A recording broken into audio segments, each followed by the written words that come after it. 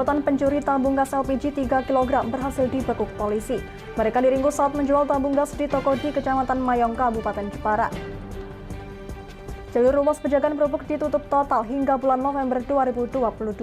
Penutupan tersebut dilakukan untuk perbaikan jembatan Poncol. Vaksin ketiga atau vaksinasi booster menjadi syarat wajib bagi para pengunjung lapas di Kendal yang ingin mengunjungi narapidana. Selamat sore pemirsa, bersama saya Amanda Soraya, inilah Jateng hari ini. Jalur selatan ruas Pejagan Berubuk ditutup total mulai hari ini. Penutupan dilakukan untuk perbaikan jembatan Poncol yang melintang di Sungai Pemali, Kecamatan Songgom, Kabupaten Brebes.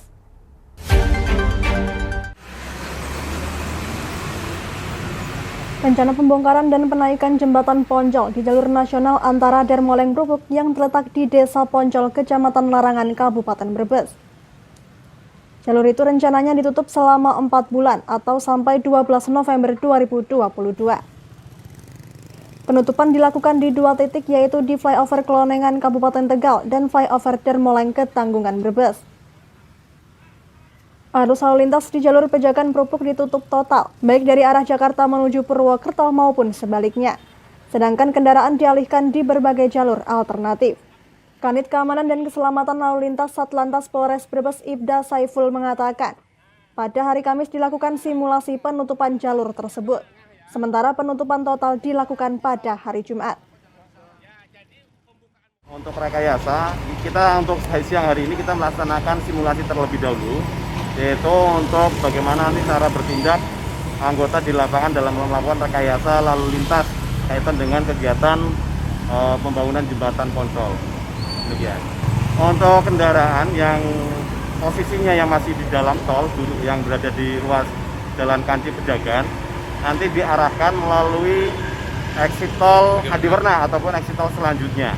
Dan nanti kendaraan yang sudah berada di titik Simpang 3 Dermoleng kita alihkan melalui Jatibarang Selawi. Dan nanti kendaraan yang dari arah Pantura yang menuju ke arah Yogyakarta ataupun Purwokerto kita alihkan masuk ke tol Pejagan dan nanti akan dikeluarkan melalui gerbang tol exit tol Hadiwerna ataupun exit tol selanjutnya. Sementara PPK 1.4 Provinsi Jawa Tengah Denny Wiharjito mengatakan, penutupan arus lalu lintas di flyover Klonengan dan flyover Dermoleng untuk perbaikan jembatan Poncol. Ya, jadi rencana penutupan arus Klonengan Pejagan ini memang terkait pelaksanaan pekerjaan penggantian plat beton jembatan Poncol yang ada di Kali Pemali, Sungai Pemali. Rencana kita penutupan itu sampai dengan pertengahan November sesuai jadwal, tapi kami upayakan untuk melakukan percepatan, jadi agar masyarakat bisa segera menikmati hasil pekerjaan jembatan Poncol. Jadi tidak terlalu terjadi kemacetan lebih panjang lagi. Panjang jembatan Poncol sendiri mencapai 120 meter. Kemudian ada perbaikan jalan atau rekonstruksi jalan sepanjang 5,7 km. Pengerjaan perbaikan jalan ini juga akan dilakukan percepatan. Dari Brebes, Gus Fadilah, Lingkar TV, melaporkan. Komplotan pencuri tabung gas LPG 3 kg berhasil dibekuk oleh polisi. 3 pelaku itu 2 berasal dari Kabupaten Jepara dan 1 orang berasal dari Kabupaten Demak. Mereka beraksi dengan mengendarai mobil Avanza dengan perannya masing-masing.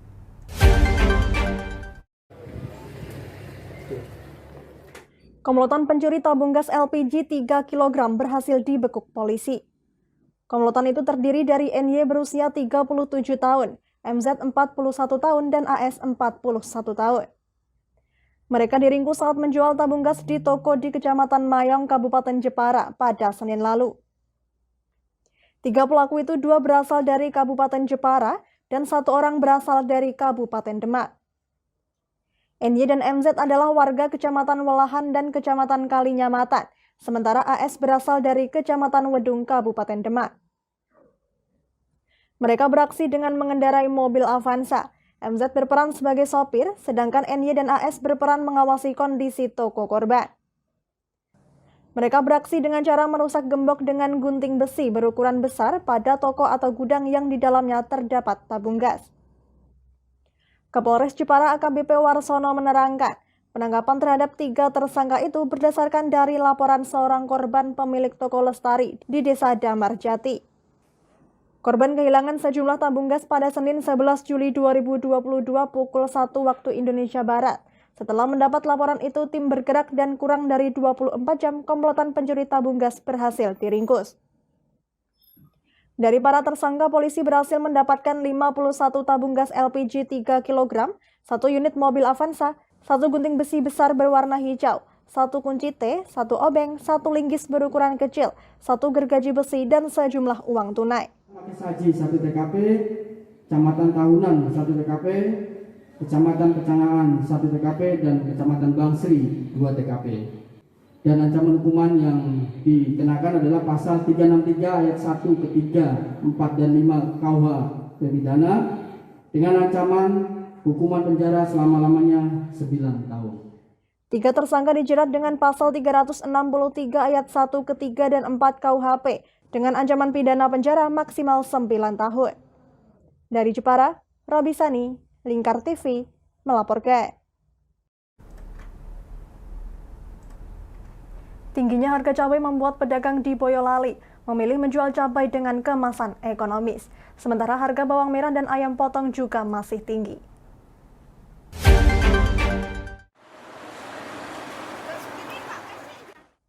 Di Pasar Boyolali Kota, harga sejumlah komoditas sayuran masih tinggi. Seperti harga cabai rawit dan teropong merah yang saat ini harganya hampir menyentuh Rp100.000 per kilogramnya. Cabai teropong saat ini dijual seharga Rp95.000, naik Rp10.000 dari harga sebelumnya Rp85.000 per kilogramnya. Sementara cabai rawit dan keriting masih di harga Rp90.000 per kilogram. Kenaikan harga hingga 2 kali lipat terjadi pada bawang merah. Saat ini bawang merah dijual dengan harga Rp70.000 per kilogram, naik dari harga sebelumnya di kisaran Rp30.000. Pedagang menyebut tingginya harga bawang merah dikarenakan minimnya pasokan dari distributor. Brambang tuh naik. Bawang merah? Ya. Berapa, Mas? Sekarang 70. Sebelumnya? Sebelumnya itu kan tuh rendah paling 30-an dulu.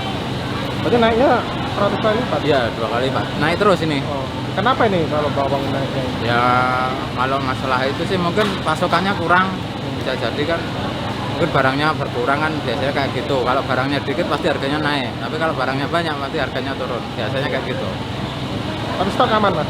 Stok ya kalau saat ini masih ada yang ada kurang-kurangnya dikit. Masih kurang ya? Ya, ya biasanya 2 karung gitu, sekarang udah nyampe cuman sekarung aja nggak ada sekarang.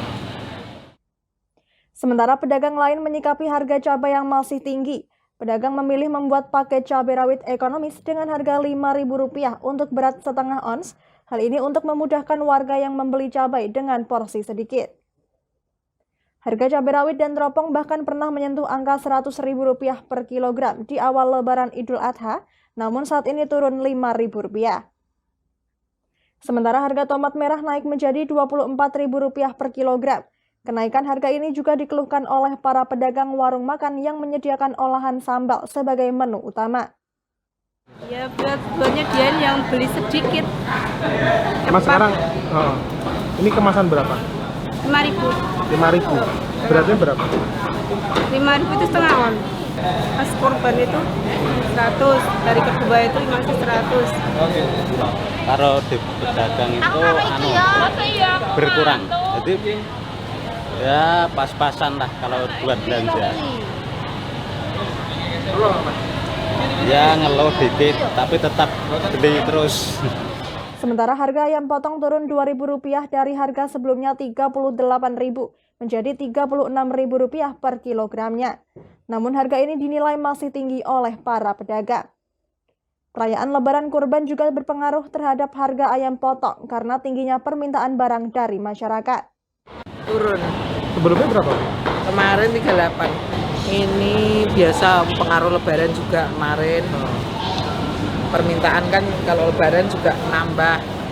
Biasa jadi harganya selalu gitu, naik turun. Harga sejumlah barang ini akan terus mengalami kenaikan dan penurunan menyesuaikan stok barang dan kebutuhan masyarakat. Dari Boyolali, Taufik Irvani, Lingkar TV, melaporkan. Kami masih akan kembali pemirsa, tetap bersama kami di Jateng hari ini.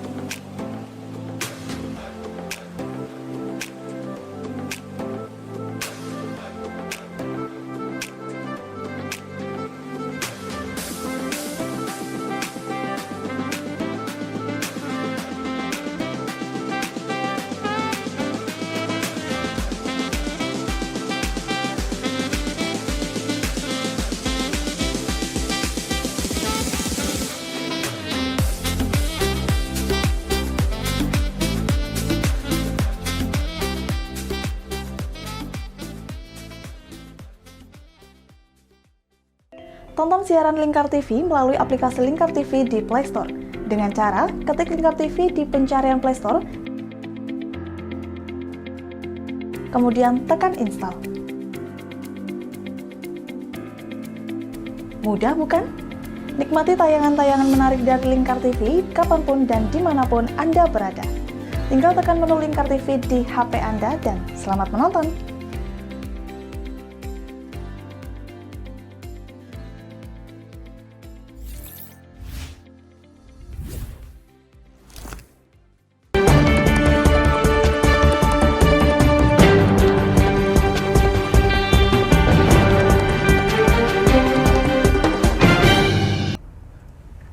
Masih bersama Jateng hari ini pemirsa, Lapas Kelas 2A Kendal mulai membuka kunjungan tatap muka bagi keluarga narapidana. Selama pandemi kunjungan pada napi ditiadakan, namun diganti dengan video call. Syarat untuk bisa menjenguk narapidana adalah keluarga yang terdaftar dalam data di lapas dan harus sudah vaksinasi booster. Sudah 2 tahun kunjungan tatap muka warga binaan ditiadakan karena pandemi COVID-19, Lapas Kelas 2A Kendal sudah membuka layanan pengunjung keluarga narapidana. Namun demikian tidak semua orang bisa menjenguk warga binaan jika tidak masuk dalam daftar yang bisa mengunjungi. Kepala Lapas Kelas 2A Samsul Hidayat mengatakan, kunjungan tatap muka dimulai hari ini dengan pembatasan. Bahkan keluarga warga binaan ketika akan memberikan makan atau oleh-oleh pada warga binaan akan dilakukan pemeriksaan dan akan diberi label nama. Salah satu pengunjung Yolanda yang membesuk suaminya mengaku senang. Sudah 2 tahun tidak bisa tatap muka dan hanya bisa melalui video call. Namun dengan dibukanya kunjungan tatap muka maka bisa membuatnya senang dan lega bisa bertemu dengan suaminya. Ini kunjungan tatap muka pertama Lapas Kendal. Bagaimana perasaan Ibu dengan adanya dibukanya kunjungan di Lapas Kendal ini?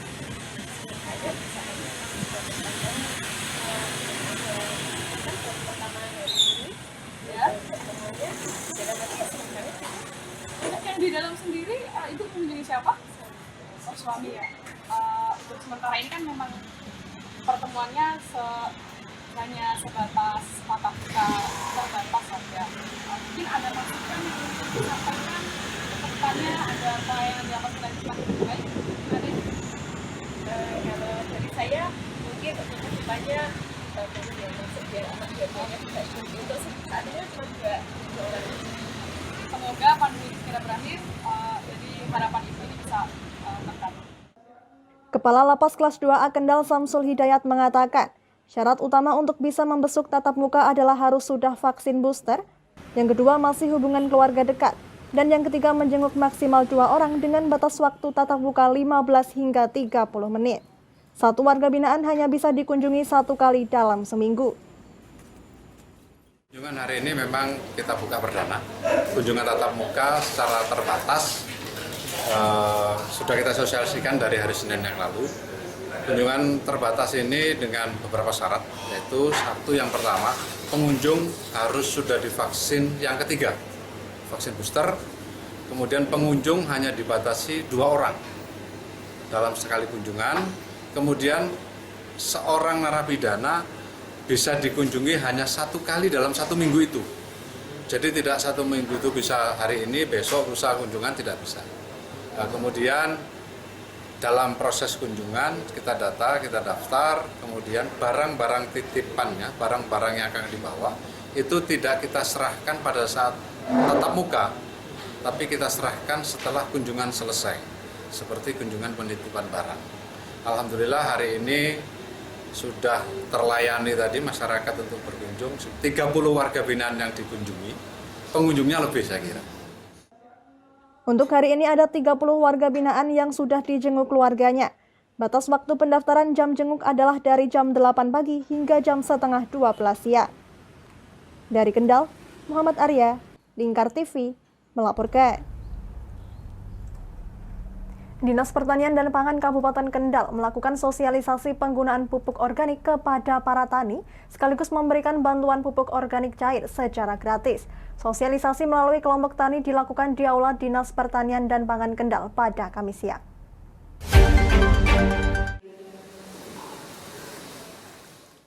Kepala Dinas Pertanian dan Pangan Kabupaten Kendal Pandu Rapriatrogo Jati mengatakan, penggunaan pupuk organik ini untuk mengembalikan kesuburan tanah sebagai dampak pemakaian pupuk kimia dan pestisida yang berlebihan. Pupuk organik ini lebih ramah lingkungan dan berfungsi untuk perbaikan struktur tanah yang rusak. Sosialisasi kali ini untuk 6 kecamatan, yakni Kecamatan Kaliwungu, Patebon, Singorojo, Pegandon, Cepiring, dan Rawasari. Untuk sosialisasi ini, Pemkab Kendal memberikan bantuan pupuk organik untuk 6 kecamatan sebanyak 4.285 liter. Bantuan pupuk organik diprioritaskan untuk tanaman padi yang mulai tanam. Bantuan untuk kecamatan lainnya akan diupayakan dari Kementerian Pertanian. Ini dampak dari revolusi hijau pada saat zaman Orde Baru kemarin itu kan penggunaan pupuk kimia dan pestisida itu kan luar biasa banyak. Nah, itu dampaknya sampai dengan sekarang baru bisa dirasakan, tingkat kesuburan tanah itu banyak berkurang. Akhirnya juga kami berinisiatif untuk mengenalkan pertanian pola organik, ya insya Allah lebih ramah lingkungan, terutama untuk perbaikan struktur tanah yang terlanjur rusak. Ini diberikan cuma-cuma atau bagaimana? Ini gratis kita berikan, jumlah itu 4.285 liter atau 285 botol, karena per botol itu 1 liter, itu untuk 6 kecamatan yang kami prioritaskan untuk yang mulai tanam, yang sekarang baru pengolahan tanah. Prioritas untuk itu dulu. Sulistyo dari kelompok tani Desa Karangsari, Kecamatan Rawasari mengatakan, pada tahun 2020 telah mendapatkan bantuan pupuk organik dari Pemkab Kendal. Berdasarkan pengalaman ternyata hasilnya bagus, per setengah hektar yang biasanya 3-3,3 ton. Setelah menggunakan pupuk organik hasilnya meningkat menjadi 3,9-4 ton. Tani itu memang kimia, terus kemarin tahun 2020 kita juga diberikan untuk fasilitas dari kabupaten, diberi pupuk organik, yang intinya untuk mengurangi tingkat pH tanah supaya tidak rusak, untuk mengembalikan ternyata dari pelaksanaan aplikasi yang kami laksanakan kemarin, itu dari segi hasil akhir untuk bobot itu meningkat.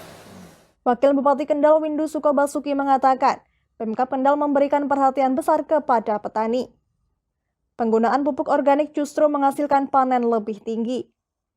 Bantuan pupuk organik ini juga untuk mengatasi pupuk bersubsidi yang jumlahnya terbatas. Ini sebuah terobosan pemerintah untuk bisa memberi bantuan kepada seluruh masyarakat petani di Kabupaten. Karena apa? Satu, bahwa pupuk organik ini menghasilkan panen yang jauh lebih baik daripada sebelumnya. Yang kedua, pupuk subsidi ini tentu belum bisa maksimal diterima oleh masyarakat.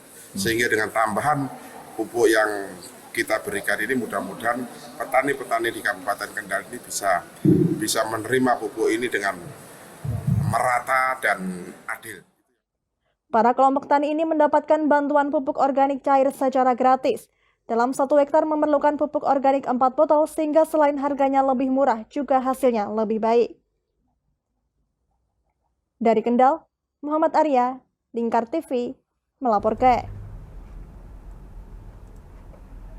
Dalam rangka milad Irma Indrasari, istri Komisaris Utama Lingkar Media Group, Lingkar TV mengambil langkah dengan menyiarkan secara langsung acara Manaqib Rutin Tahlil dan Sholawat bersama Maulana Syekh Diki Rizaldi Aziz Indrawan, sekaligus pengasuh Ponpes Gerdosowo Pati. Hal ini menjadi momentum berdakwah Lingkar TV melalui dunia pertelevisian.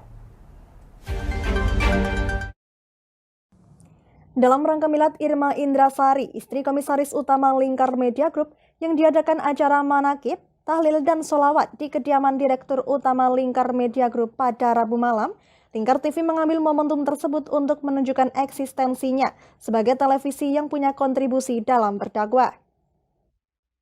Acara Manaqib, Tahlil dan Sholawat yang dipimpin langsung oleh Mursyid Thariqah Qadiriyah wa Nasyabandiyah, yang juga pengasuh Ponpes Gerdosowo Pati, Maulana Syekh Diki Rizaldi Aziz Indrawan ini berjalan dengan lancar dan hikmah. Dalam acara tersebut, Lingkar TV mengambil langkah dan momentum tersebut dengan menayangkan secara langsung di aplikasi Lingkar TV dan juga streaming YouTube. Hal ini menegaskan komitmen Lingkar TV sebagai televisi yang siap berkontribusi dalam dakwah melalui pertelevisian. Komisaris Utama Lingkar Media Group Agus Sunarko selaku Sohibul Bait mengaku mengapresiasi langkah Lingkar TV untuk ikut mensupport acara Manaqib, Tahlil dan Sholawat tersebut dan berharap seluruh kru Lingkar Media Group dapat lebih baik lagi untuk kedepannya. Ekspektasi yang tinggi kepada teman-teman Lingkar Media Group khususnya Lingkar TV supaya ini menjadi momentum untuk semangat menyiarkan agama Islam, menyiarkan majlis-majlis Islam di acara-acara seperti ini di Lingkar TV. Dengan Lingkar TV merupakan televisi online yang bisa dijangkau oleh seluruh lapisan masyarakat selama ada jaringan internet, tentunya ini menjadi keuntungan bagi Lingkar TV. Lebih lanjut dalam acara Manaqib, Tahlil dan Sholawat dalam rangka milad Irma Indrasari tersebut, Agus Sunarko mengaku menaruh ekspektasi tinggi kepada Lingkar TV. Sebagai salah satu TV online yang dapat dijangkau oleh pemirsanya dimanapun berada, Lingkar TV dinilai sangat potensial dan berharap Lingkar TV dapat diterima dengan baik oleh seluruh lapisan masyarakat, apalagi dengan menayangkan dakwah di televisi seperti acara Manaqib, Tahlil dan Sholawat tersebut. Dari Pati, Fajar Mukti, Lingkar TV melaporkan. Mursyid Thariqah Qadiriyah wa Nasyabandiyah yang juga merupakan pengasuh Ponpes Gerdosowo Juwana Pati merupakan mursyid yang mempunyai ketersambungan sanad Thariqah sampai ke Rasulullah. Dalam penjelasan salah satu pengurus Ponpes Gerdosowo Mas Fuan Sahid, sang mursyid merupakan penerima sanad yang ke-39.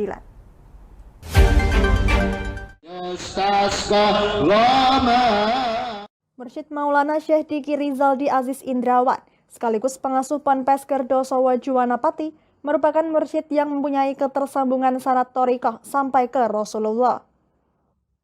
Dijelaskan oleh Ketua Lembaga Dakwah Thariqah Qadiriyah Nasyabandiyah Mas Fuan Sahid, Thariqah Qadiriyah Nasyabandiyah yang ada pada beliau berkesinambungan hingga ke Rasulullah. Dalam penjelasan Mas Fuan Sahid, sang mursyid merupakan penerima sanad yang ke-39. Lebih lanjut, Mas Fuan Sahid mengatakan bahwa sanad sang mursyid mutasilah. Bahkan dalam keterangan Mas Fuan Sahid juga sanad ini diresmikan oleh salah satu keturunan Syekh Abdul Qadir Jailani. Didikan dari kakeknya karena kakeknya itu satu, mentarbiyahnya itu sistemnya seperti halnya para wali-wali terdahulu. Sistemnya langsung mendidik satu orang, tidak banyak orang, hanya khusus. Karena itu dididik dengan tarbiyah khusus yang mencapai makom, yaitu makom ma'rifat sampai kepada Allah Ta'ala. Sementara itu, Sekretaris Ponpes Gerdosowo Haji Nur Rohim menjelaskan bahwa Ponpes Gerdosowo Juwana Pati merupakan ponpes yang didirikan oleh Maulana Syekh Diki Rizaldi Aziz Indrawan. Ponpes ini sendiri menganut Thariqah Qadiriyah Nasyabandiyah. Lebih lanjut, Nur Rohim mengatakan ciri khas pendirian pondok tidak terlepas dari proses pendekatan sang mursyid terhadap para muridnya. Nur Rohim mengatakan bahwa dalam perjalanan spiritual yang dilakukan sang mursyid sering mendekati sejumlah orang yang dianggap punya image negatif di masyarakat. Alhamdulillah dengan kegiatan, ketekunan, kesabaran guru kita atau mursyid kita sehingga anak-anak muda mulai senang dengan zikir. Sampai saat ini jemaah yang ada di Ponpes Kerdosowo dan Thariqah Qadiriyah Naksabandiyah yang dipimpin Sang Mursyid Maulana Syekh Diki Rizaldi Aziz Indrawan kurang lebih 400 jamaah. Sampai saat ini jemaah yang ada di Ponpes Kerdosowo dan Thariqah Qadiriyah Naksabandiyah yang dipimpin Sang Mursyid Maulana Syekh Diki Rizaldi Aziz Indrawan kurang lebih 400 jemaah yang menurut Nur Rohim sudah dianggap orang kepercayaan oleh Sang Mursyid. Dari Pati, Fajar Mukti, Lingkar TV, melaporkan. Berita tadi sekaligus mengakhiri kebersamaan kita kali ini. Terus saksikan Jateng hari ini setiap pukul 17 waktu Indonesia Barat hanya di Lingkar TV.